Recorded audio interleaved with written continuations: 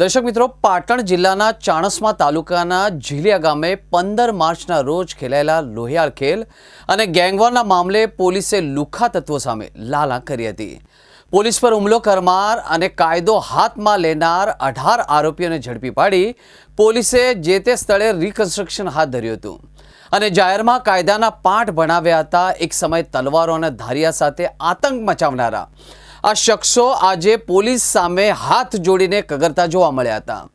ઘટનાના દિવસે જ્યારે ભાવેશ દેસાઈના ફાર્મ હાઉસ પર હુમલો થયો ત્યારે મદદ માટે પહોંચેલી પોલીસની 112 વાન પર ગુંડાઓએ બેફામ પથ્થરમારો કર્યો હતો.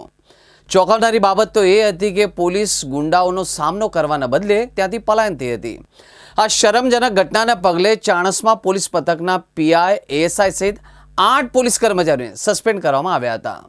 પોતાની આબરૂ બચાવવા માટે હવે પોલીસે ખંડણીખોરો સામે કડક કાર્યવાહી શરૂ કરી હતી.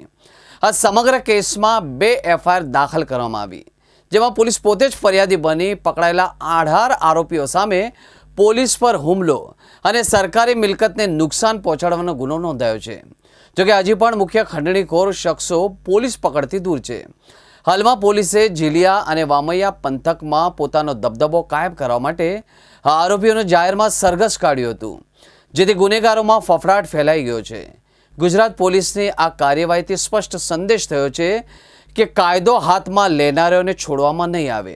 હવે જોવાનું એ રહેશે કે મુખ્ય સૂત્રધારો સુધી પોલીસ ક્યારે પહોંચે છે. પોલીસે પકડાયેલા શખ્સોનું જાહેરમાં સરઘસ કાઢ્યું અને એટલું જ નહીં, જાહેર માર્ગ પર આરોપીઓ પર દંડા પણ વરસાવ્યા હતા. એક બાજુ પોલીસના દંડા વરસતા હતા, બીજી બાજુ આરોપીઓ સાહેબ ભૂલ થઈ ગઈ છે, માફ કરી દો. આરોપીઓને જોવા લોકોના ટોળે ટોળા ઉમટી પડ્યા. પોલીસે આ શખ્સો પાસે જાહેરમાં ઉઠક બેઠક કરાવી માફી પણ માંગાવી અને ત્યારબાદ આરોપીઓને ઘટના સ્થળે રિકન્સ્ટ્રક્શન કરાવી કડક હાથે કાયદાનું ભાન કરાવ્યું હતું.